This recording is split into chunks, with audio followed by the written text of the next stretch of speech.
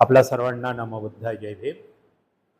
आज क्रांति और प्रतिक्रांति, जो बाबा साहब ने एक बहुत थेसिस लिखा है क्रांति प्रतिक्रांति के बारे में।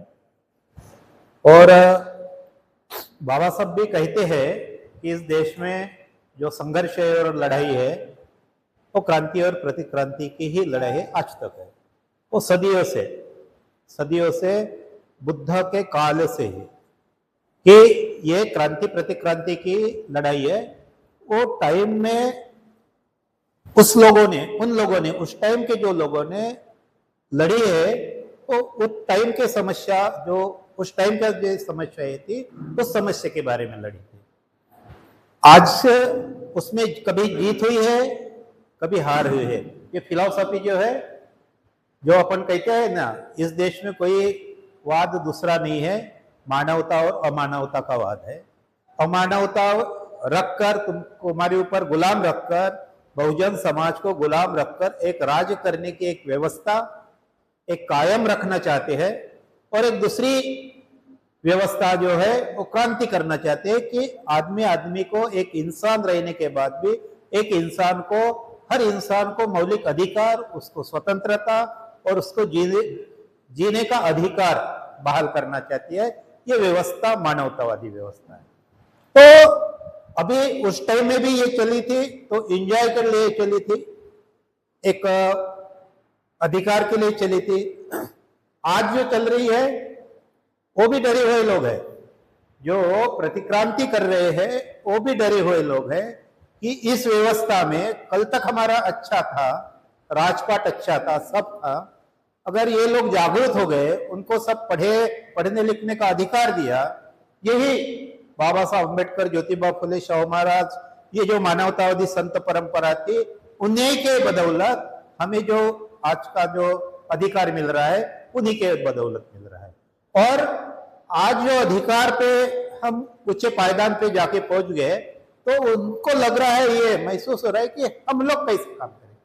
हम तो कभी मजदूरी नहीं की है, हम तो किसी के बर्तन साफ नहीं किए, हम तो कभी खेत में नहीं गए, हम तो ऐसे धूप में निकलने का काम नहीं किए। तो हमारी पीढ़ियां आगे चल के कैसे काम करेगी, वो उनके तरफ सबसे बड़ा प्रश्न है, उनके ऊपर निर्मन हुआ। और उसके वजह से भी वो भी सतर्क हो गए और वो सिद्धांतों को लेके सोच रहे हैं, वो सिद्धांत को लेकर काम कर रहे हैं कि अगले पीढ़ी को हम, हमारी पीढ़ी को सेव कैसा कर सकते हैं। तो जैसे भंते जी ने बताया, उन्होंने सबका स्टडी किया, उन्होंने बाबा साहब का स्टडी किया, उन्होंने ज्योतिबा फुले का स्टडी किया, शाहू महाराज का स्टडी किया, संत परंपरा का जो इतिहास है, उनके कोटेशन है, वो एक एक कोटेशन का उन्होंने स्टडी किया। और वर्तमान परिस्थिति में उस कोटेशन को कैसा हम बदल सकते हैं। जैसा ज्योतिबा का जो सिद्धांत जो है, हम हमेशा बोलते हैं, लोग ज्योतिबा की जयंती है तो वो कोटेशन तो बिल्कुल हमेशा है, विद्ये विना मती गेली, मती विना नीति गेली, नीति विना गति गेली, गति विना वित्त गेले, वित्त विना शूद्र फसले। तो हमारे लिए वो एक कविता हो गई, लेकिन ज्योतिबा ने वो फार्मूला बताया। बस देखो कितना बात है, ज्योतिबा का वो फार्मूला है, हमारे लिए आज के दौर में वो एक कविता है, हर कोई बोलता है। लेकिन वो प्रतिक्रांति करने वाले लोगों को लिए क्या है, वो उसमें से निचोड़ है, उसको एक सिंबॉलिक है कि क्या करने से क्या होता है, क्या करने से क्या होता है, तो वही करेंगे हम। और उन्होंने किया। संवैधानिक भारत में उन्होंने वो किया, जो संवैधानिक अधिकार जो भीम शक्ति करके बाबा साहब को बोला, भीम शक्ति, तो ये जो धम्म रास्ते की समस्या दिया है, उनके बारे में डिटेल्स बात करेंगे, बिल्कुल करेंगे, डिटेल्स अपने एक क्लास, पूरा क्लास लेंगे। लेकिन ये बाबा साहब ने जो मौलिक अधिकार दिए थे, वो ज्योतिबा के फार्मूले से, तो तीन लोगों ने क्या क्या उनको लेकर, उन्होंने एक फार्मूला बताया कि ये फार्मूले से चलो तुम्हारा विकास हो जाएगा। आज के दौर में हम लोग इतने ये है कि उन्हीं के लोग, हमारे लोग, सब लोग ज्योतिबा को मानने वाले हैं। उस फार्मूले को मजाक में लेते, कविता के रूप में लेते, कवि चारोड़ी के रूप में लेते हैं और बहुत अच्छे से बोलते हैं। लेकिन प्रतिक्रांति करने वाले लोग उसको एक संशोधन के रूप में लेते हैं और वो चाहते हैं कि उसको क्या करने से क्या होता है। तो विद्या से अगर मति जाती है, वो आर्थिक दृष्टि आदमी खच जाता है, तो ये काम उन्होंने किया है। वो काम वर्तमान सिचुएशन में उन्होंने किया है। जो बाबा साहब ने हमें आर्थिक सोर्स जो थे कि भाई ये सब कुछ करूंगा, सब दूंगा, लेकिन आर्थिक नाकेबंदी अगर होगी तो मेरा समाज क्या करेगा? तो आर्थिक नाकेबंदी नहीं होना चाहिए। आर्थिक व्यवस्था करके सरकारी संपत्ति को बढ़ा के 7 म्हणजे 9 नवरत्न कंपनियां निर्माण करके जो बाबा साहब ने संवैधानिक अधिकार में उसको हर तबके को, ओबीसी को, एससी एसटी को आरक्षण देके वो आरक्षण की व्यवस्था करके वहां से आर्थिक सोर्स समाज के निचले पायदान तक पहुंचाया।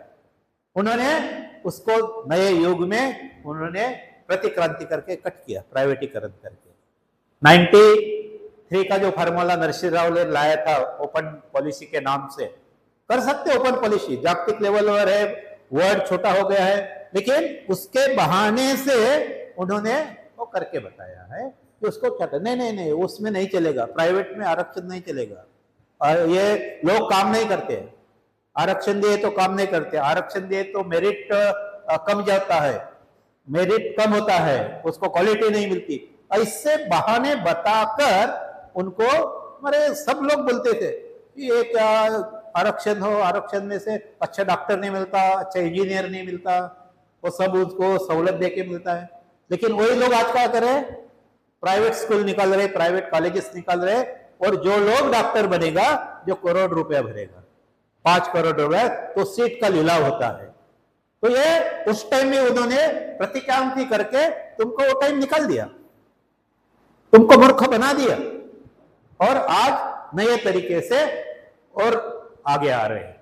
तो ये सभी बातें जो है हमने गौर से समझने का, मैं बहुत बार सोचता हूं, और बहुत बार लोग बोलते हैं, लोग कहते हैं, जो पहले भी जो अपन ने क्लास में जो बात बताई, बहुत लोगों के पास गए तो ये फार्मूला बहुत लोगों का प्रतिक्रिया है, बहुत अच्छे प्रतिक्रिया है कि ये हमको कभी समझा नहीं 3G क्या है, लेकिन इतना फार्मूला जो है इतना सटीक बैठा है कि वो फार्मूले से लोगों को समझ में आया, तुरंत समझ में आया, ज्योतिबा के फार्मूले से तुरंत समझ में आया। तो कुछ चीजें हमको चिंतन मनन करके समाज को एक जागरूक करने के लिए कुछ बातें, तो वो कब आती है, हम चिंतन के लिए बैठेंगे तब आती है।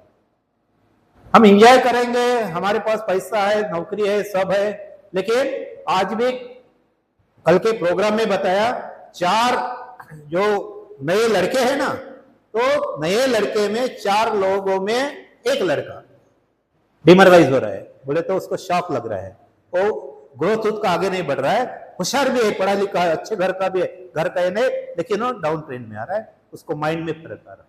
4 लड़के में, वो जो भंते जी ने बात किया था उन्होंने स्पीच में बताया, और ये हकीकत है, हम जब देखते हैं समाज में तो ये मिलता है। ये क्यों? ये इसीलिए कि जो जनरेशन के, उनको समाज को एक हमेशा सावध रह के, शक्तिशाली रह के, समाज में भाईचारा रह के वो काम वो नहीं कर सकते। तो ये लोग प्रतिक्रांति वाले लोग, ये प्रतिक्रांति करने वाले लोग हमेशा समाज को गुमराह करते रहेंगे, समाज को गुमराह करते रहेंगे, भाईचारा बनने नहीं देंगे, और भाईचारा अगर बनने नहीं देंगे, समाज गुमराह करते रहेंगे, समाज को अलग अलग आदत लग जाएंगी, दारू की आदत लग जाएगी, गांजे की आदत लग जाएगी, तो ऑटोमेटिकली वो फैमिली जो है वो फैमिली डाउन आएगी, और अपने बच्चे को सुधारने के लिए पूरा एफर्ट डालेंगे, और समाज के लिए कब काम करेंगे? सुखी है तो काम करेंगे, अच्छा है तो काम करेंगे, लेकिन घर के ही समस्या का निर्मूलन नहीं हो रहा है, तो समस्या, समाज की समस्या कब देखेंगे? तो हमारा भी ये उत्तरदायित्व है कि ये विरोधों को समझ में आ रहा है, ये प्रतिक्रांति करने वाले लोगों को बराबर प्लानिंग कर रहे हैं, लेकिन क्रांतिकारी हम लोग हैं, बुद्ध के वंशज है, बुद्ध को बोल रहे हैं, बुद्ध को सिर्फ शांति के प्रतीक, हम तो बोलते हैं बुद्ध शांति के प्रतीक है ही नहीं, बुद्ध ने सबसे पहले तो क्रांति बुद्ध ने की है, फिर वो शांति के प्रति कैसे हो सकते हैं? हाँ, उन्होंने कोई तलवार निकाल के भाला ये लड़ाई करके क्रांति नहीं की, उन्होंने आदमी को करुणा, प्यार, मैत्री से जीत लिया है। बाबा साहब ने कलम से जीता है, ज्योतिबा फुले ने कलम से जीता है। तो ये क्रांति ये भी हो सकती है, और हमेशा दिशा निर्देश हमारी जाती है। तो ये भीम शक्ति की जो है ताकत है, भीम शक्ति की, ये इसमें छुपी हुई है। ये जो धम्म क्रांति, राजनीतिक क्रांति, सामाजिक क्रांति, मानव वंश और आर्थिक क्षेत्र, इसी में छुपी हुई है। हमको यहां से ढूंढ के निकलना है, हम समाज को कैसा तैयार कर सकते हैं, समाज को कैसा तैयार कर सकते हैं, उसी में सब कुछ आया है। समाज को तैयार करने बगैर ये काम नहीं होगा। और बाबा साहब हमेशा बोलते हैं कि जो मैंने राजनीतिक अधिकार दिया, सब ये हमेशा बोला है हमने और बहुत बार आया है। तो ये हमको समझ में क्यों नहीं आ रहा?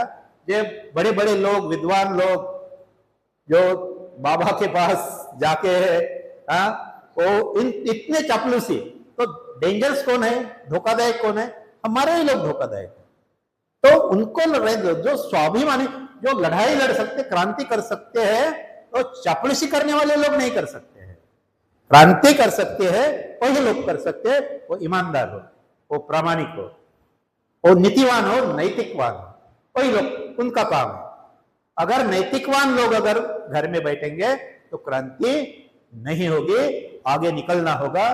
क्योंकि आज तो हमने देखा है जयंती का, मैं पहली बार नागपुर में देखा हूं, बहुत गौर से देखा हूं, कहां से लोग है। तो परित्राण पाठ में महापरित्राण पाठ होने जा रहा है। जिन्होंने कभी बुद्ध के अगेंस्ट में जो लोग लड़े हैं, तो वो लोग महापरित्राण पाठ उनके कार्यालय में बना रहे हैं और हमारे लोग बना रहे हैं। जो हमारे जो बोलते हैं ना, जो दलाल बोलो और कुछ बोलो, उनको क्या चमचा बोलो, कुछ वो नाम दो, वो लोग कर रहे हैं। तो ये हमको रोकना है, तो वो नहीं रुक सकते हैं। वो कैसे रुकेंगे? उनको तो माल मिल रहा है, उनको तो माल मिल रहा है, उनको ठेका मिल रहा है, उसको व्यापार मिल रहा है, उसको बड़े इसमें पद मिल रहा है, तो और वो क्यों रुकेगा? उनकी गलती नहीं है। जैसे भंते जी, हमारे नैतिकवान और प्रामाणिक और ऐसे इंसान हम लोग इकट्ठा अगर आएंगे तो ये बात आगे बढ़ेगी, और हम ये भारत को लोकतंत्र में सबसे दुनिया का माना हुआ जो लोकतंत्र का देश है, संविधान है, ये संविधान के हर मूल्य जो जतन है उसके प्रेलम्ब में लिखा हुआ है पहले, तो हर इंसान को उसका अधिकार नैतिकता के आधार पर जब बहाल करेंगे तब देश प्रगति पे होगा। देश को कहा जाता था सोने की चिड़िया, आज कोई कहेगा भारत देश में सोने की चिड़िया? आज कोई कह सकता है महासत्ता पे जा रहे हैं, महासत्ता बनने जा रहे हैं बोलते। आज बाकी के राष्ट्र देखो कहां पे है। तो ये मीडिया की वजह से तो समझ में आता है, तो मूर्ख कब तक बनाओगे? ज्यादा दिन मूर्ख नहीं बना सकते। सोने की चिड़िया आवाज आनी चाहिए, देश के दबे कुचले लोगों से आवाज आना चाहिए, ये सही में ये देश सोने की चिड़िया है। और आया आवाज हो बुद्ध के काले, सम्राट अशोक के काले, जब जम्मूद्वीप एक संग था। लेकिन आज नहीं है, आज अभी भी तुम्हारे अधिकार तुमको नहीं है, तुम्हारे अधिकार अभी भी नहीं है तुमको। क्योंकि आदमी देख के, एक एरिया देख के तुमको प्रताड़ित किया जाता है, इसीलिए प्रताड़ित किया जाता है, तुमको दहशत निर्माण करने की कोशिश करते हैं कानून के राज में। ऐसी दहशत करने वाले लोगों ने जब संविधान के हिसाब से तुम राजपाट पे बैठे हुए हैं, कितने लोगों की सजा दी है? कितने लोगों की सजा दी है? नासिक के बाम कान के जो लोग हैं अभी तो रिहा हो गए, छूट गए, प्रूफ ही नहीं कर सके। तो ऐसे कितने सारे देश की घटनाएं हैं, उसका प्रूफ ही नहीं कर सकते। जो सरकार चलाते हैं और ऐसे अमानवीय कृत्य करते हैं, ऐसे लोग निर्दोष अगर सुनते हैं, तो हमारी ब्यूरोक्रेसी कहां है? हमारी न्यायपालिका कहां है? हमारे जो डिपार्टमेंट से जो काम करते हैं वो कहां है? तो ये भी ईमानदारी से उनको काम करने नहीं देते। उनको भी ये सत्ताधारी लोग हैं, प्रतिक्रांति करने वाले लोग हैं, उनके भी छोटे छोटे गुस्से में, छोटे छोटे इश्यू में भी सेपरेट स्वतंत्र नहीं दिया उन्होंने। हर क्षेत्र को स्वतंत्र नहीं किया है, अपने कब्जे में रखा है। न्यायपालिका में, मीडिया में क्या है, मीडिया क्या लिखता है, मीडिया जो असली चीज लेने का है वो लोकशाही के आधार स्तंभ है बोलते हैं, तो वो तो पूरा उनके दलाल और उनके हिसाब से लिखते हैं। पहले फोन आता है उनको कुछ न्यूज में लेते, दूसरा भी फोन आता है दूसरा, दोनों को एक छोटा छोटा शब्द देते हैं। तुम वर्तमान पत्र देखो पढ़ के, इनका भी न्यूज आता है, इनका भी न्यूज आता है। तो ये सब व्यापारी लोग हैं, व्यापार करने के लोग हैं। हम इंग्रज को बोलते थे कि व्यापार करने के लिए आए।